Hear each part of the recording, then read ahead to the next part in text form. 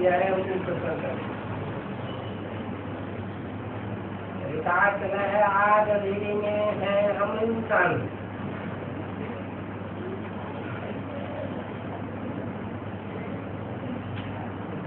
बाबा ने क्यों सुना? उनके सामने ये गीत गाने की क्या जरूरत? आज अंधेरे में है हम इंसान,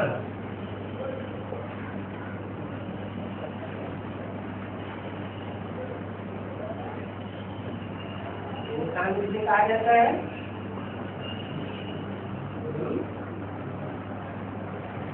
इंसान की और आज इंसान इंसान में रहता है।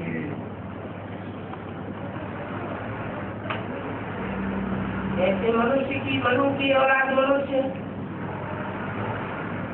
ऐसे इंसान की औलाद इंसान किसी साल में रहता है। ये इस समय की बात है। जो आदमी किसी चांद में रहते हैं वही है असली इंसान। परंतु फिर अंधेरे में कैसे है?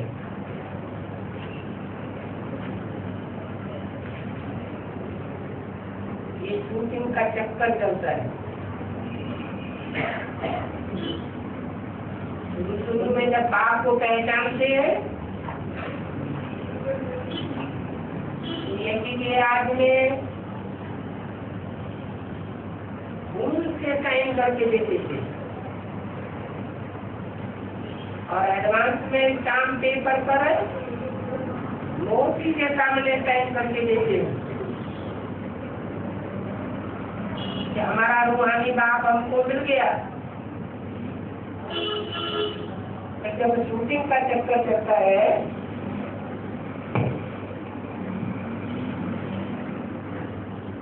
तो औरों से संपर्क में आते आते माया बायलोरा डालती है और सतो प्रधान से सतो तमो रजो में गुजरते हुए आगरी सबकी तामसी तेज बनती है। सबको बाप के ऊपर निश्चय और अनिश्चय आता है। अनिश्चय आता है माना सूरज छुप गया, निश्चय आता है माना सूर्योदय हुआ। सूर्योदय होता है तो सोचरा हो जाता है। सूरज बुद्धि में छिप जाता है, धरती धरनी है ना। धरनी में जब सूर्य छिप जाता है तो क्या होता है? अंजाम अंधेरा हो जाता है। उस समय के लिए ये गीत गाया हुआ है। हम सब इंसान इस समय अज्ञान के अंधेरे में आ गए हैं। तो बाप पूछते हैं,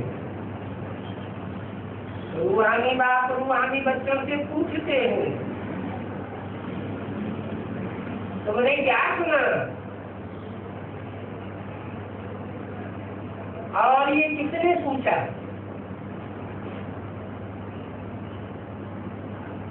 रूहानी बच्चों से रूहानी बाप ही प्रश्न पूछते हैं क्योंकि बच्चों को पहले ही समझाया जाता है आत्मा अभिमानी होकर के बैठो।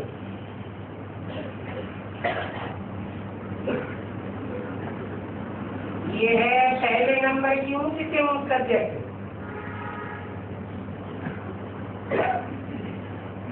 शूटिंग के चक्कर में आते हैं वो आत्मा अभिमानी से अभिमानी बन पाते हैं। जो भी अच्छे अच्छे पुरुषार्थी होंगे ब्राह्मण कुलभूषण वो बाप के सामने आत्मा अभिमानी होकर के बैठे।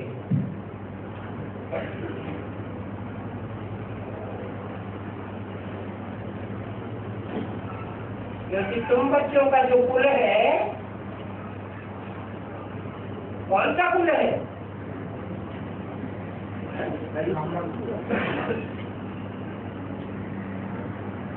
ब्राह्मण में भी कुलियां होती हैं। कौन सी कुली के ब्राह्मण हो? जो भी कुलियां है, किसी उनकी कुली कौन सी है?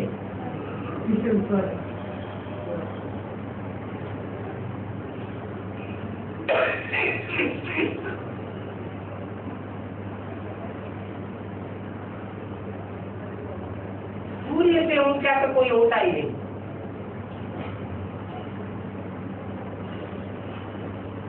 तुम सूर्यवंशी बच्चे हो।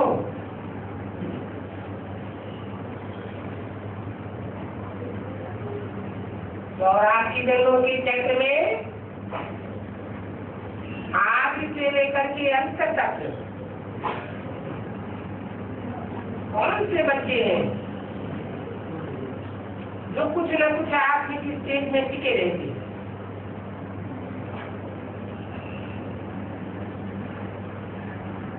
बाकी आगे जन्म आया तो सबको गिरा देती,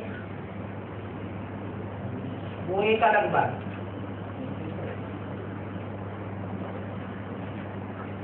इतने बड़े ब्राह्मणों के परिवार में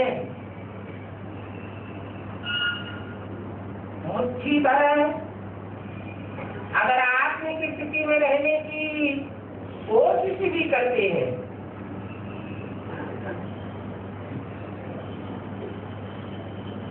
सफल हो पाते हैं, कि नंबरवार सफल होते हैं। नंबरवार सफल होंगे तो अव्वल नंबर में जाने वाला तो एक ही होगा।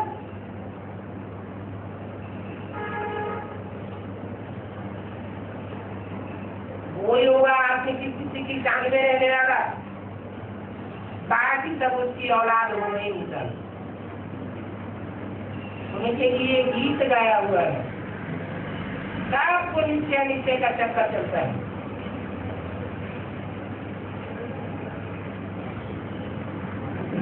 ऐसा हो जिसको नीचे का चक्कर न चलता हो,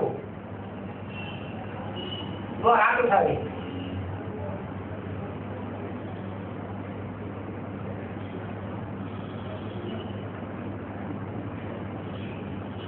उन्हें हाथ उठावे। सब बच्चों को माया बायलूरा डालती है। आदि में न सही, मध्य में न सही, अंत में तो पकड़ेंगे। भले बाप सुप्रीम सोल जो रूहानी बाप है वो शक्ति पर आया हुआ है, तो उसे बार बार कहना पड़ता है, बच्चे क्या होकर बैठो, आत्माभिमानी होकर के बैठो। पहले नंबर की ऊंची से ऊंच सब्जेक्ट है, जो भी ऐसे पुरुषार्थी होंगे, ब्राह्मण कुलभूषण होंगे, जरूर आत्माभिमानी होकर बैठेंगे। तुम्हारा कुल भारत तो क्या सारे विश्व से न्यारा है।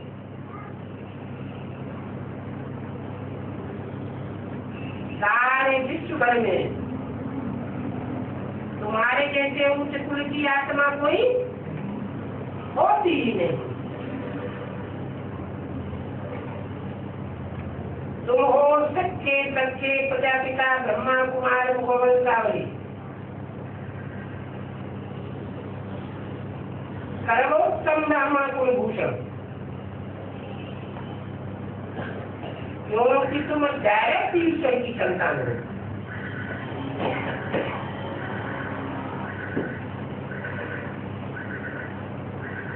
ब्रह्मा कुमार कुमारी नहीं हो, क्या हो? डायरेक्ट प्रजापिता ब्रह्मा कुमार कुमारी हो। उसने डायरेक्ट प्रजापिता को पहचाना, जो मुकल रस होता है। प्रजा 500-700 करोड़, तो प्रजा का पिता भी ऐसे तक 500-700 करोड़ मनुष्य आत्माओं के बीच रहता है। जब तक सबकी गति सदगति न हो जाए तब तक वो वापस नहीं जा सकता। ऐसे जिम्मेदार बाप को तुमने पहचाना है।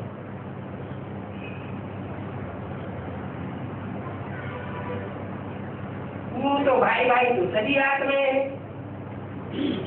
जिनको ब्रदर होके कहा जाता है। सबका बाप एक भगवान है।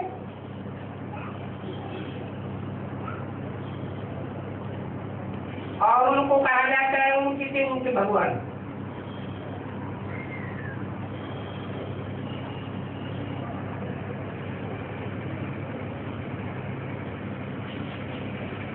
नहीं तो कोई किसी को भगवान समझ के बैठ जाते हैं, कोई किसी को भगवान समझ के बैठ जाते हैं। समझते हैं तो दुनिया में साकार रूप में इससे ऊंचा पार्ट बजाने वाला कोई भी नहीं है। बहुत से लोग किसको भगवान समझ के बैठ जाते हैं।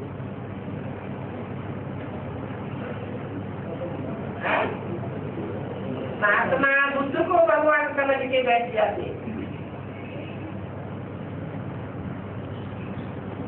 परंतु वो 4 नंबर वाले हैं। नंबरवार जनरेशन उनको पहचानती है और मानती है। जो सारी मनुष्य शक्ति का पिता है वो सिर्फ एक ही।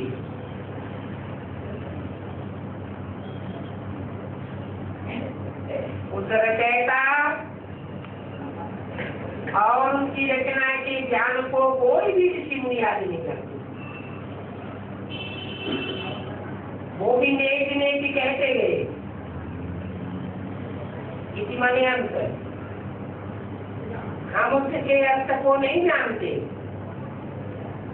अंत को नहीं जानते, वो आदि को भी नहीं जानते होंगे। अर्थात हम रचयिता नहीं जानते,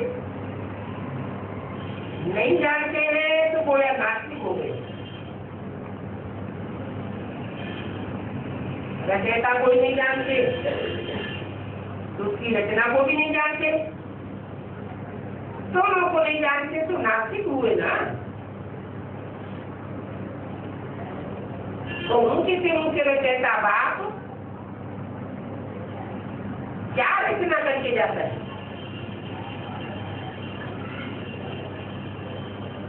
जो और धर्म पिताओं के मुकाबले उसे ऊंचे से ऊंचे कहा जाता है।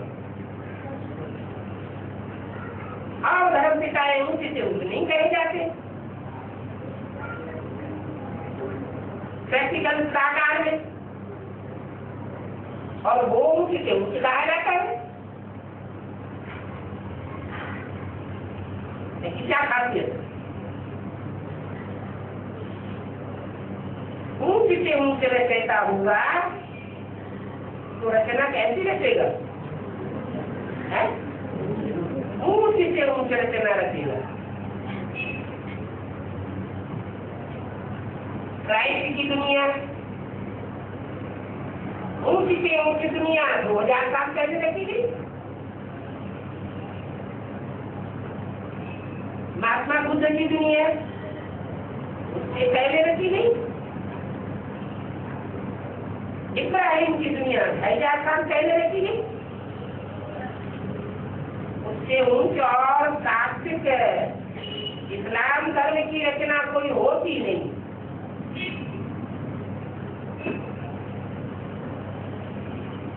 हाँ, उस धर्म से जो कन्वर्ट होने वाले हैं भारतीय, वो ऊंचे हो सकते हैं। जो आधार रूप है, बीज रूप है, परंतु वो भी ऊंचे से ऊंचे भगवान आकर के जो ऊंचे से ऊंची दुनिया रचते हैं तो दुनिया के भांति नहीं बन पाते।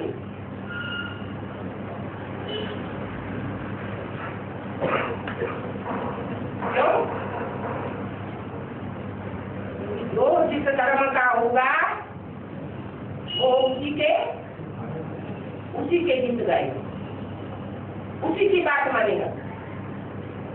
तो अंततः जब माया सिखानी पड़ती है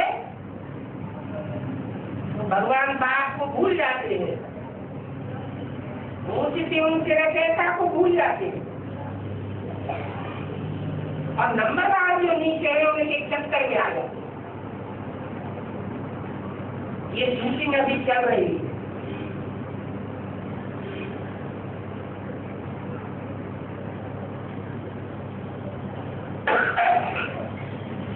अपनी अपनी बुद्धरूपी धरनी को हिला डुला के देखना है। इस चक्कर में कहीं हम तो नहीं आ जाते। एक बार चक्कर में आए, 2 बार आए, 1-2 बार की तो माफी हो जाती है कोटा मिल देने से, लेकिन बार बार अगर ऐसी अवस्था गिरती जाती है तो अंत क्या होगा? अंत मते तो बचे हो जाए। लंबे समय का जो पुरुषार्थ होगा अंत समय में कोई प्रत्यक्ष हो जाएगा। तो वो आत्माएं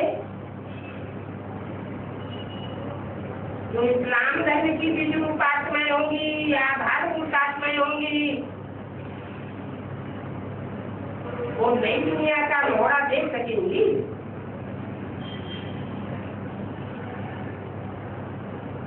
नई दुनिया में जा सकेंगी या कुछ समय के बाद आएगी?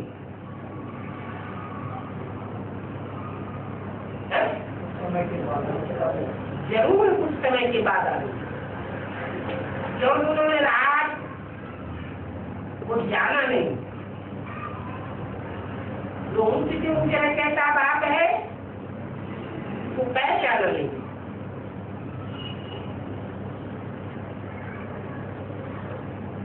तो रचना को भी नहीं जानते, रचयिता को भी नहीं जानते, तो उनको कहेंगे सबलना के।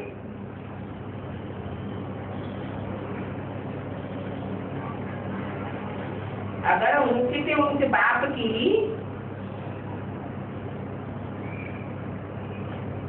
जो wonderful best kind of wonder of the world उस रचना को अगर जान जाए तो दुनिया में भी पहुंच जाए। जानेंगे तब जब उनसे खेद को पावे।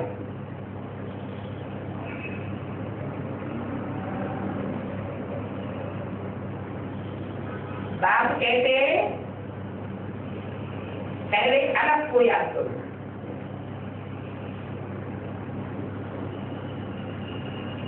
अलग मना कड़ा डंडा जो नित्य बुद्धि के पुरुषार्थ में आज से लेकर के अंत तक खड़ा रहता है।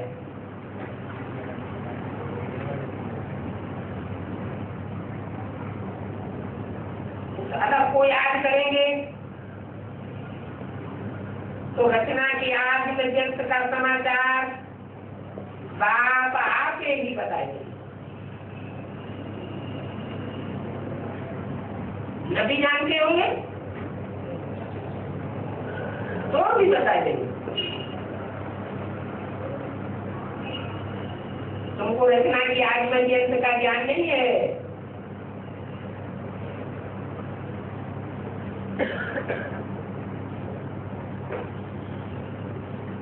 देश वालों को क्या है? उनको तो बिल्कुल ही नहीं। तो जो रचना के आदि पर्यंत को जानता होगा, जानने वाला होगा, वो ही दूसरों को समझा देगा। उन्हें ही जानने वाला नहीं होगा तो दूसरों को भी नहीं समझा सकता है। उनको पूछने की आवश्यकता नहीं रहती है।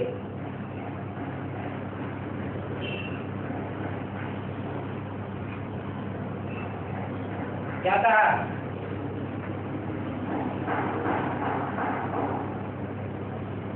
क्यों बोला? आप अपने ही आप बताए जाइए तो हमको पूछने की दरकार है या नहीं है? नहीं है। तुमको पूछने की दरकार नहीं रहती।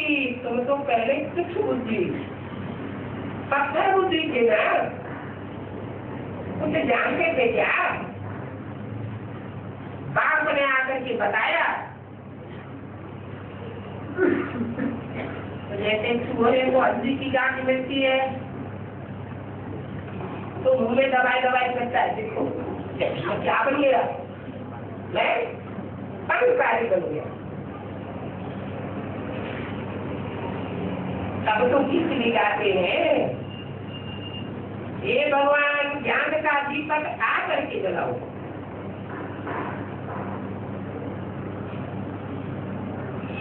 क्योंकि आज हम इंसान अंधेरे में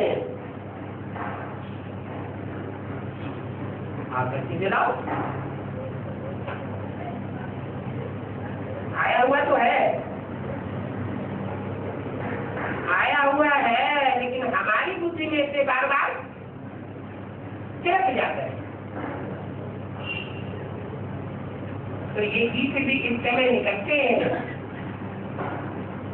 जब अभी बाप आएंगे। कथित में ऐसे गीत बनाएंगे और बताएंगे, वहां तो सबकी ज्योति जल जाती है। वो ज्ञान का तीसरा नेत्र बाप आकर के देते। ज्ञान का सागर तो एक ही बात है, अनेक तो हो नहीं सकते। वो एक ही सर्व का संग जाता है।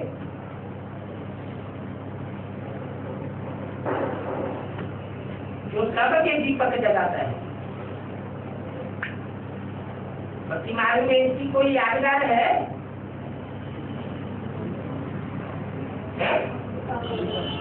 दीपावली में क्या यादगार है? पहले यमराज का बड़ा दीपक जलाएंगे,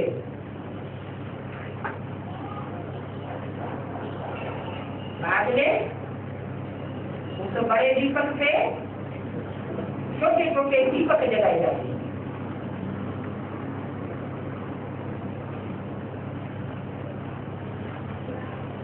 कहते हैं यमराज या धर्मराज। इसका राजा धर्म का राजा।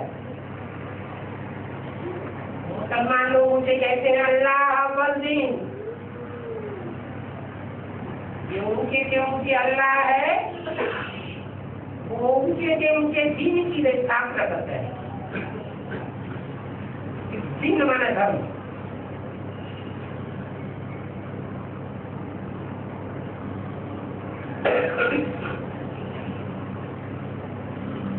तो बात कर्म कर सकते जाते, वो समझते हमारे में शास्त्रों का ज्ञान है।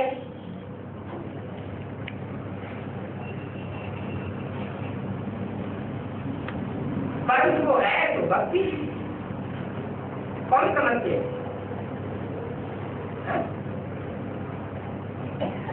कौन समझते हैं?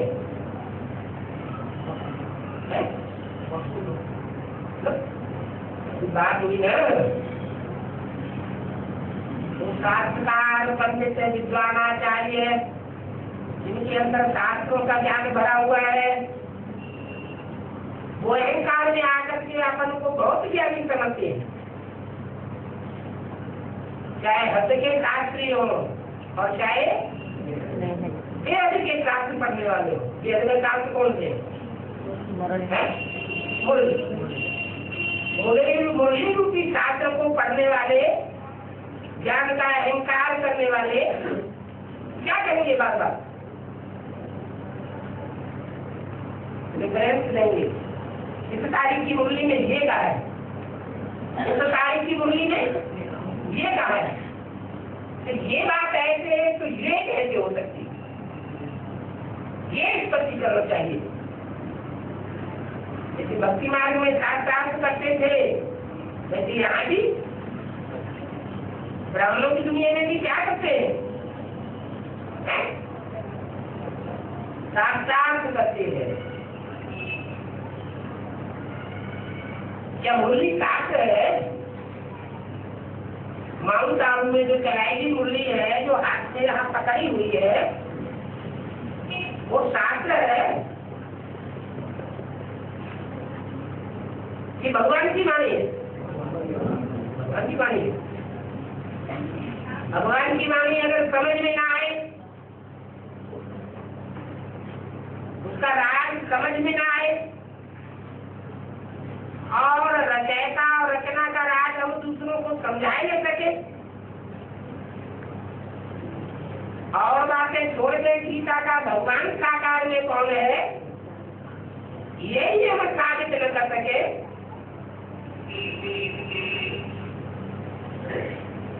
उस वाणी को भगवान का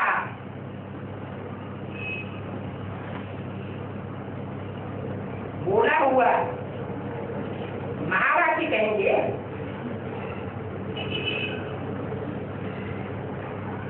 जैसे गीता पढ़ते हैं, गीता की 108 टीकाएं हैं, उससे भी ऊपर है। अर्थ करने वाले डिटेल में अर्थ करते हैं, परंतु गीता पढ़ने वालों ने क्या रचयिता और रचना के आधिपत्य को जाना? नहीं जाना। ऐसे ही जो माउंट आबू से चली हुई मुरली है, उस मुरली के आधिपत्य को कोई ने जाना?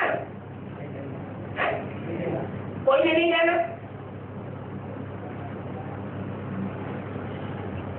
जानने वाला वही होगा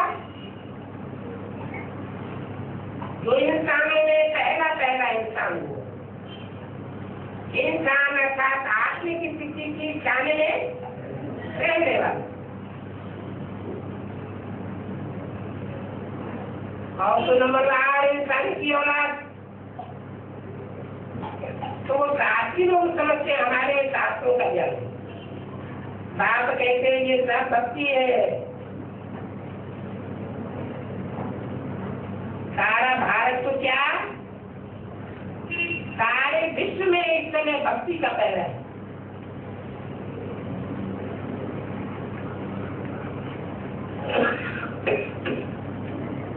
तो भक्ति का भी कहा जाता है। तुम बच्चों को अब ज्ञान सूर्य का तीसरा नेत्र दे रहे हैं।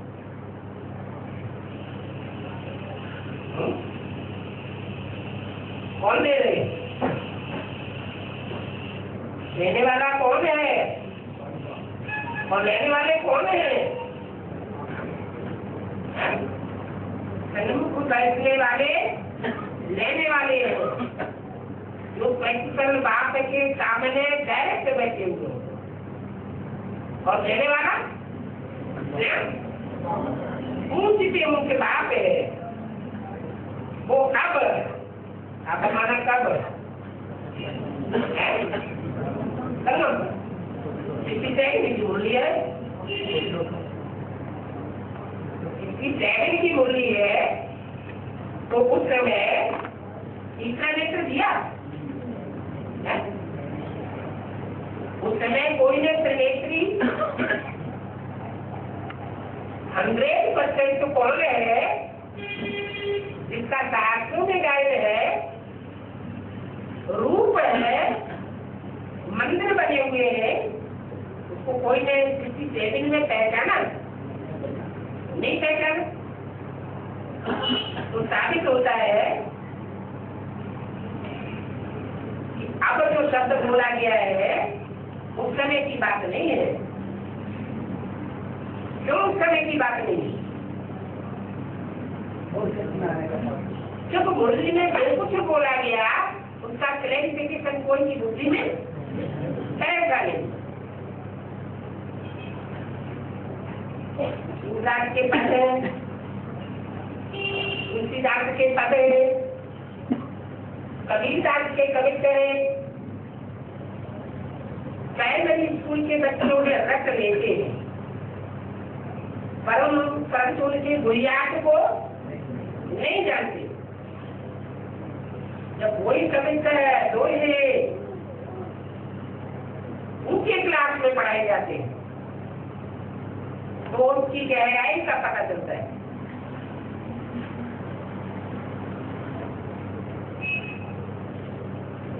तो क्लैरिफिकेशन देने वाला बाप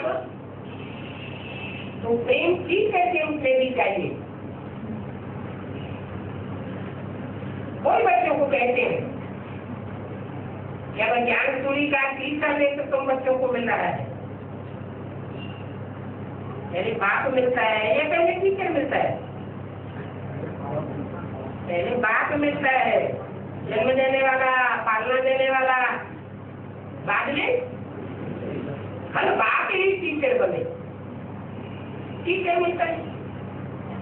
और भले एक ही हो, बाप भी वही पर्सनालिटी और टीचर भी वही पर्सनालिटी। ज्ञान मिलता ही है ब्राह्मणों को,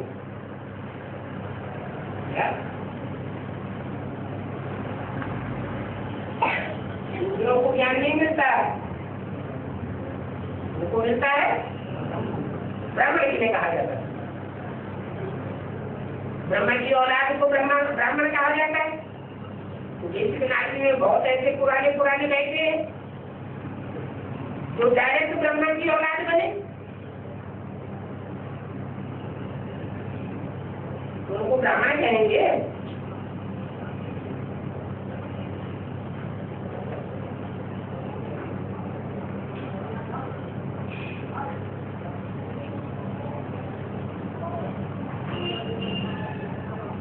ज्ञान तुम ब्राह्मणों को मिलता है, तो किसके लिए बोला है?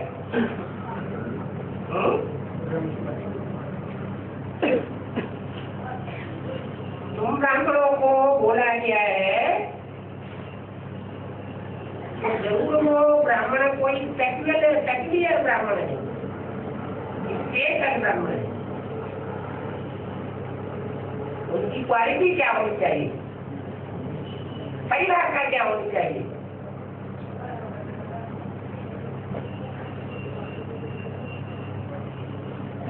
एक ब्राह्मण होते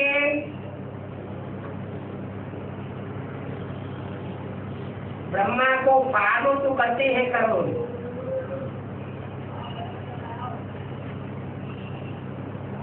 लेकिन बात देहधारी मनुष्यों की मानते हैं। जो असली बाप है उसको पहचानते भी नहीं, उनको ब्राह्मण कहेंगे।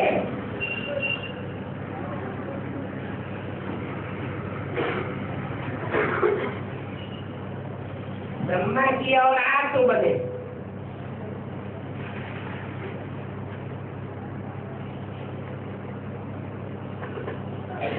ब्रह्मा नामधारी की गोद सुनी। नामधारी क्यों कहा?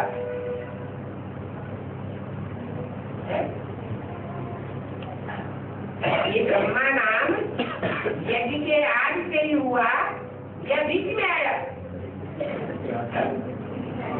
बीच में आया तो जरूर आदि ब्रह्मा कोई और हुआ होगा। ये आदि ब्रह्मा का टाइटल है जो सन 45 से शुरू हुआ उन ब्राह्मणों की बुद्धि में। सेकेंडरी ब्रह्मा हुआ भले प्रैक्टिकल पुरुषार्थ में जो प्रैक्टिकल कर्म किया, जितना समझा उतना पवित्र रहने का पुरुषार्थ है। क्या बात होगी?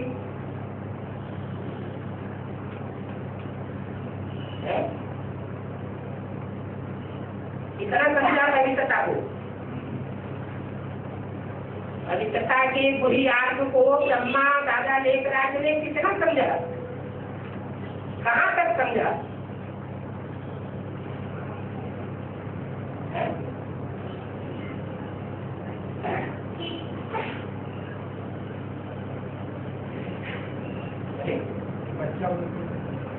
हाँ, ब्रह्मा को जो बाबा देवी बुद्धि कहते हैं, तो जैसे जैसे मुरली चलती गई, जैसे देवी ऊपर ऊपर की बातों को उठा लेता है, ब्रह्मा बाबा ने भी पवित्रता के याद को ब्रह्मचर्य तक सीमित रखा।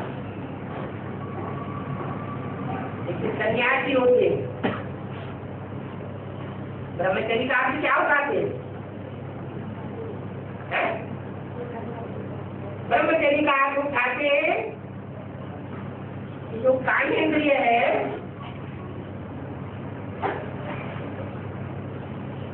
वो स्त्री के संसर्ग संपर्क में न जाने पाए।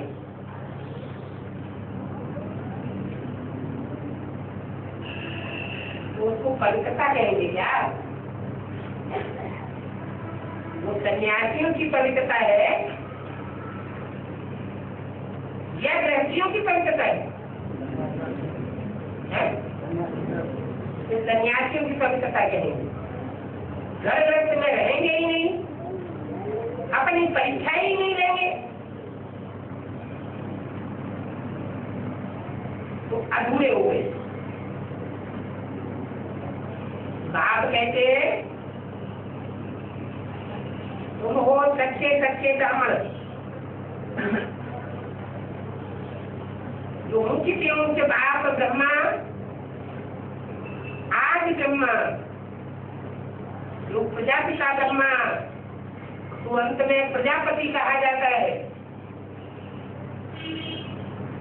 उसके द्वारा तुम मुख्य मुक्ति मत पर चलते हो। ये बोला है मुरली में।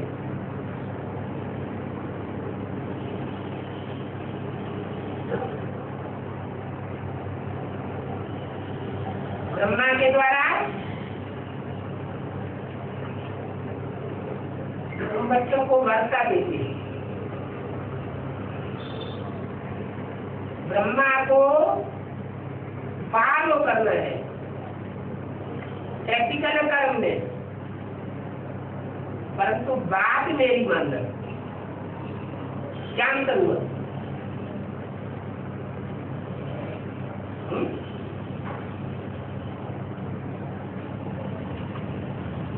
जिन्होंने सार्थक तक ब्रह्मा जी के पाठ बजाने को फॉलो किया, अर्थात कर्मेंद्रियों से विजय क्यों करके रही, बुद्धि में याद आती रही, बुद्धि उसी ओर जाती रही, तो आंखें जो कबसे जात की धोखा देने वाली है, उन आंखों के ऊपर जीत पालेंगे।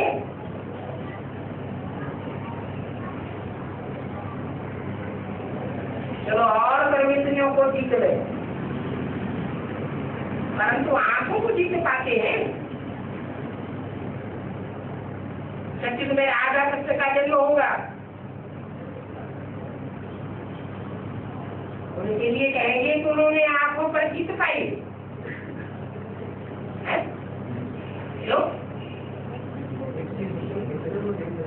क्योंकि एक दूसरे को बचपन से ही वो आंख देखने में अभ्यस्त है।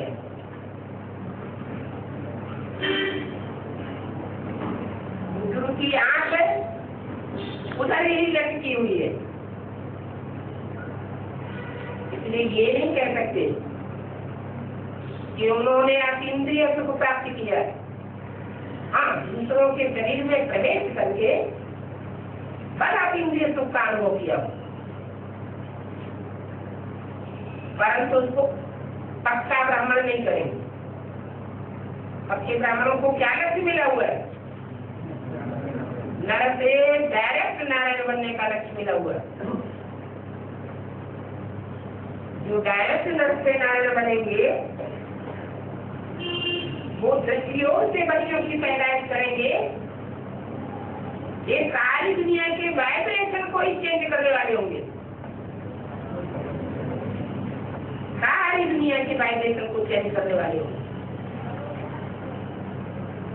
उनकी दृष्टि में तो पावर होगी, लेकिन वाइब्रेशन भी इतने पावरफुल होंगे कि एक जगह बैठे बैठे ही कोई भी आत्मा को बुद्धियों से कन्वर्ट कर देंगे।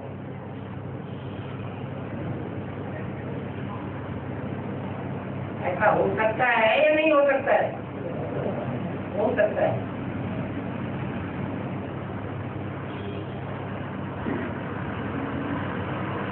आज खेल किसका होता है? जो अपने को असमर्थ समझ लेता है उसका होता है, या जो समर्थी बाप की छत छाया में रहने वाला सर्वशक्तिवान बाप का मास्टर सर्वशक्तिवान बच्चा होगा, वो अपने को असमर्थ महसूस करेगा। इसका हाथ फेल होगा।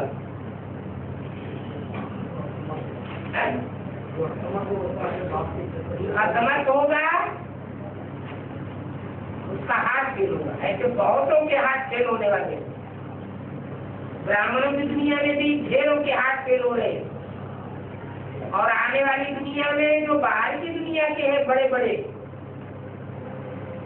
चाहे राजनीतिक हो, चाहे धर्म नेताएं हो,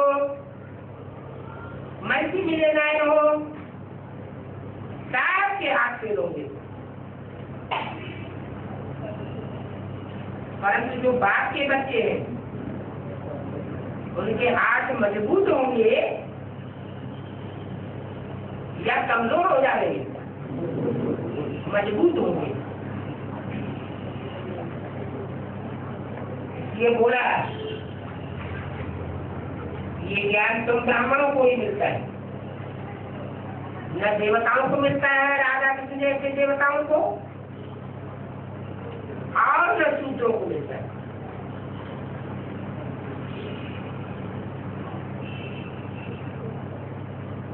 इनको कहा जाता है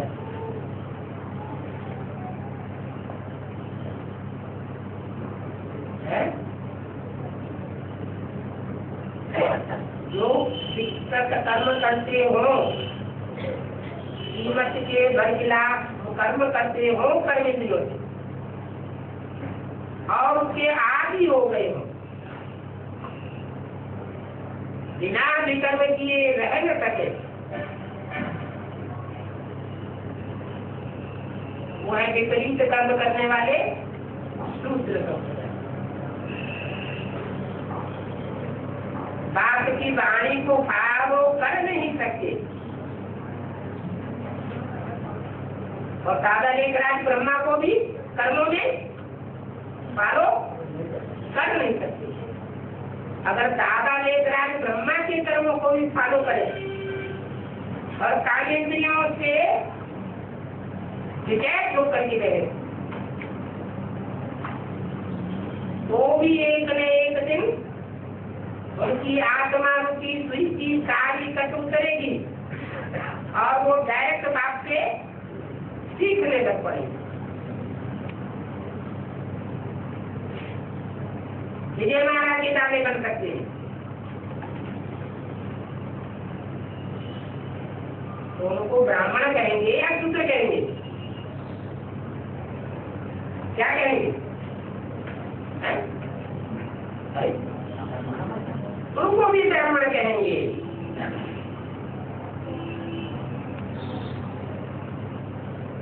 भक्ति मार्ग में वर्ण गाए जाते हैं। जैन पूजा में यादगार कहाँ का होता है? संगम का होता है। तो तुम बच्चे सच्चे सच्चे ब्राह्मण भक्ति हो, तुम्हारा ब्राह्मणत्व गाया जाता है और पूजा जाता है।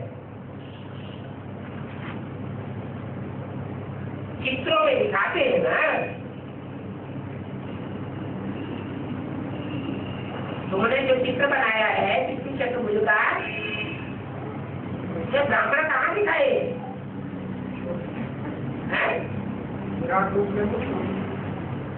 तुमने ज्ञान मार्ग का चित्र बाबा का बनवाया हुआ दिखाया है, उसमें मस्तक पर देवताएं दिखाई और चोटी में तुम ब्राह्मण चोटी के दिखाई गए।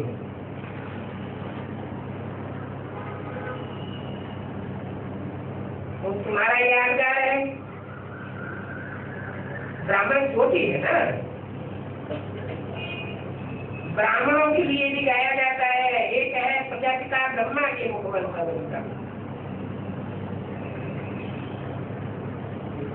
बलि ब्राह्मण, प्रजापिता ब्रह्मा की मुखमंडल का बलि ब्राह्मण, और दूसरे जो प्रजापिता ब्रह्मा की मुखवंशावली नहीं है। ब्रह्मा नाम तो बहुतों के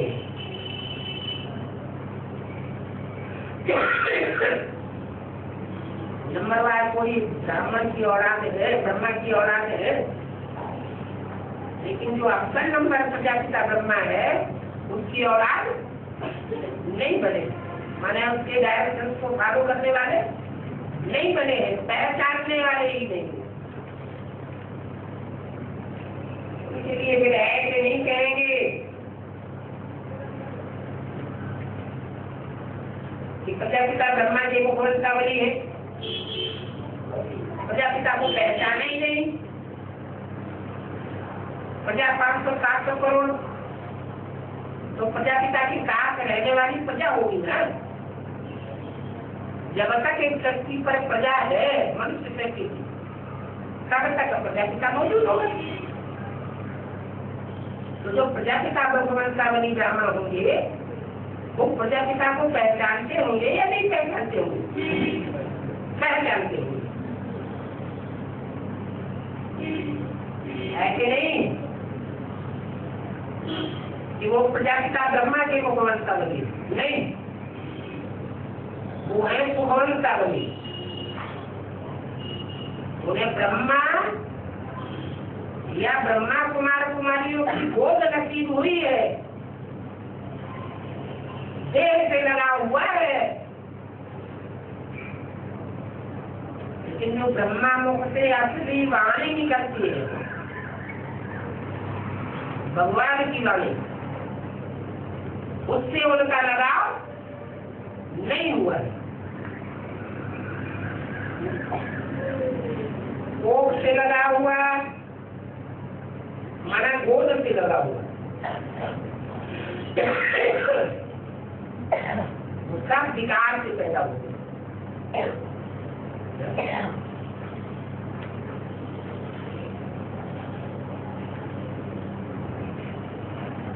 विकार से पैदा होते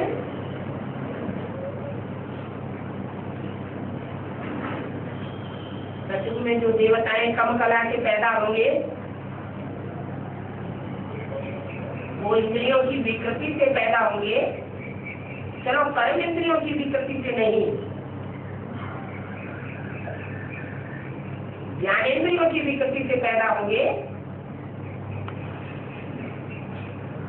या वाइब्रेशन से पैदा होंगे।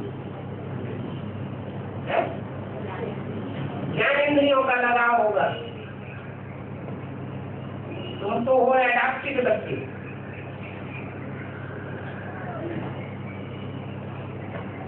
प्रजापिता ब्रह्मा के ब्राह्मण ब्राह्मणी आए करे ढेर कहाँ से आए?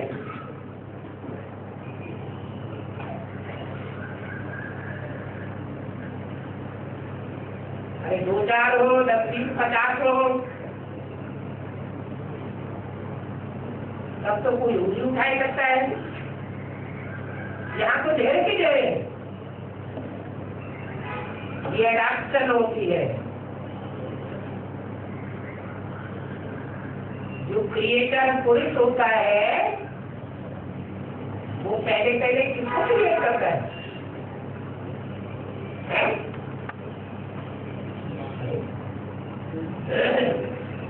क्रिएटर जो बाप गाया जाता है वो बच्चों की पैदाइश करने के लिए पहले किसको क्रिएट करता है? माँ को क्रिएट करता है। तो प्रजापिता है तो जरूर कौन चाहिए है? प्रजा माता भी चाहिए। रूप है तुम्हारे पास। ये दो जितने भी बैठे हुए सैकड़ों हजारों की तादाद है,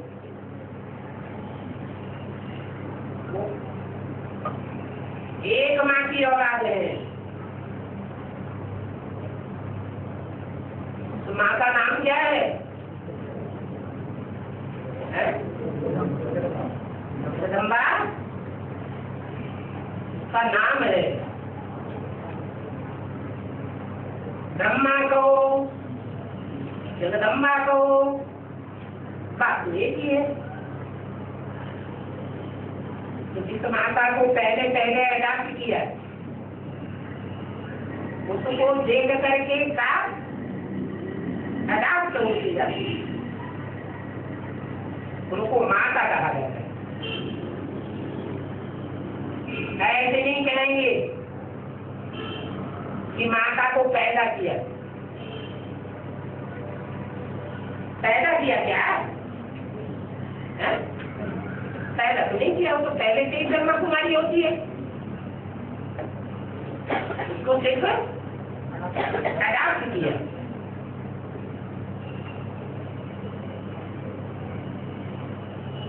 तुम सब हो अडाप्टेड बच्चे, नहीं तो प्रजापिता ब्रह्मा के इतने ढेर ब्रह्मा कुमारियां कहाँ से आवेंगे?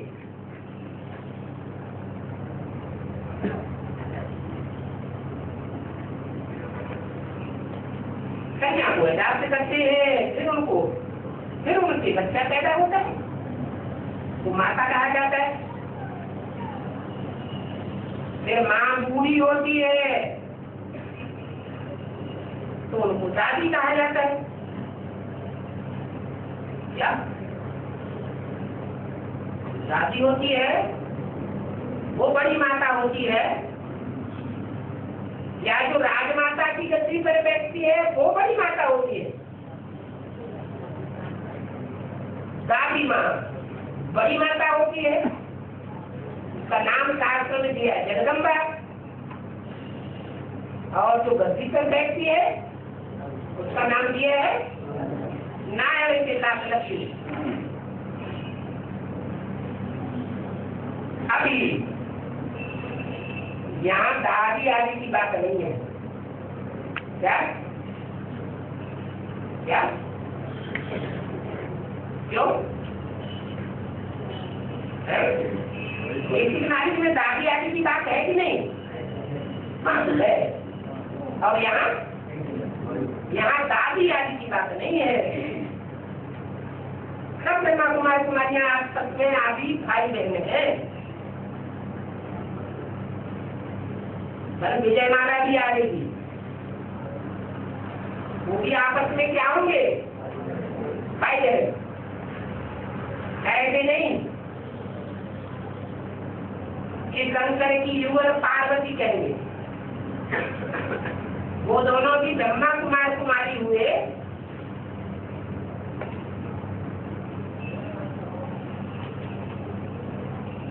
या उनको क्या कहेंगे? उनको भी भाई बहन कहेंगे। उनका खून का रिश्ता होगा क्या? होगा? कोई खून का रिश्ता नहीं होगा। वो शादी की संस्था ही बाबा कैंसिल करते हैं, इसमें खून का रिश्ता जोड़ा जाता है।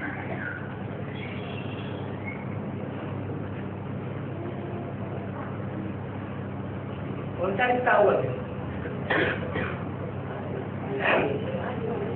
हाँ रूहानी रिश्ता होगा, रूहानी वाइब्रेशन का रिश्ता होगा। तो जितना ही वाइब्रेशन नहीं कहेंगे।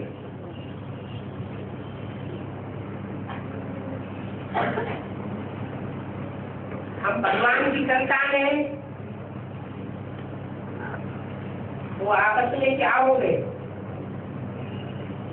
हम माने कौन? माला की मड़के डायरेक्ट भगवान की संतान है, वो आपस में क्या हो गए? भाई भाई हो गए। तो माला की मड़के आपस में क्या है? आत्मा आत्मा भाई भाई। फिर बाद में कहेंगे प्रजापिता ब्रह्मा के अडॉप्टेड बच्चे भाई बहन।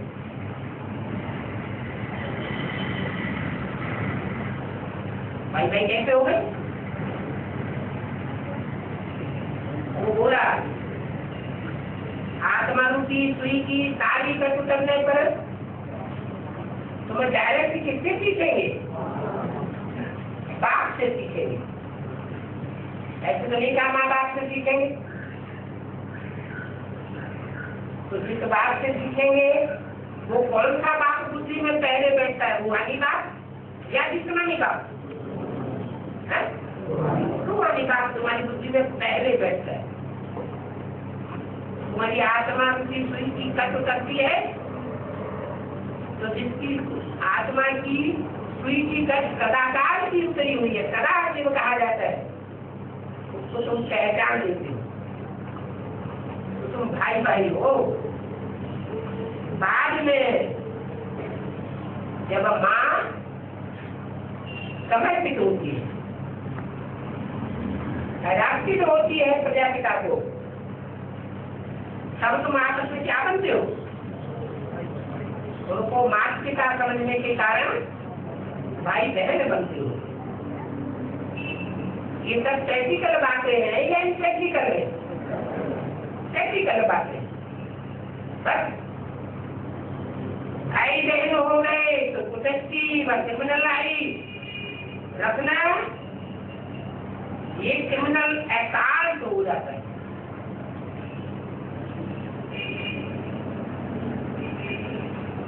हम भाई बहन हैं, ये पक्का पक्का याद है।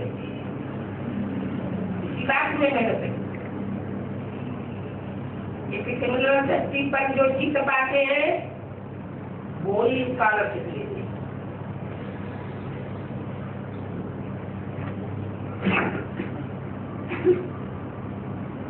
क्या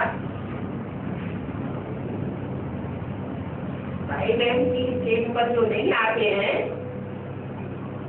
आत्मा आत्मा भाई भाई के स्टेज पर नहीं आते हैं, तो वो स्कॉलरशिप नहीं ले सकते।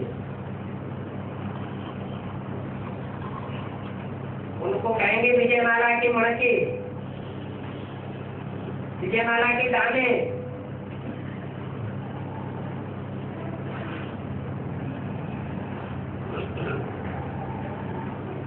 उन्होंने ये पद कैसे प्राप्त किया? कब प्राप्त किया? सत्युग में प्राप्त किया या संगम पर प्राप्त किया? जब तक जीना है तब तक जीना है। जब तक पीना है, पीने का काम चल रहा है, तब तक संगम युग कहेंगे या सतयुग कहेंगे? संगम। तो ये इसी के निगम स्थापन हो गई है। ये लक्ष्मी नारायण सतयुग की मालिक है ना। उन्होंने ये पद कैसे प्राप्त किया? पुरुषोत्तम संगम युग पर पद हमेशा पढ़ाई से प्राप्त किया जाता है। ये है रूहानी पढ़ाई। रूहानी बाप तुम बच्चों को बैठ करके पढ़ाते हैं, बैठ करके पढ़ाते हैं, लेकिन नहीं पढ़ा सकते। दौड़ते दौड़ते नहीं पढ़ा सकते क्या? खड़े खड़े नहीं पढ़ा सकते। नहीं, रूहानी बाप जिस्मानी बाप में बैठते हैं स्पेशल पढ़ाई पढ़ाने के लिए। अंग्रेजी में इस नारी को ईश्वर नामी कहा जाता है। स्पिरिट माने आत्मा, ईश्वर माने आत्मप्रणाली। इस प्रणाली के सिवाय ब्राह्मणों के और कोई विकास होती नहीं है। मनुष्यों को ये भी नहीं पता है कि भारत का प्राचीन ईश्वर रूहानी योग था, वो कोई चित्तमानी योग नहीं था जो आसन लगाते रहते हैं, प्राणायाम सिखाते रहते हैं, उसको चित्तमानी योग कहेंगे या रूहानी योग कहेंगे? चित्तमानी योग।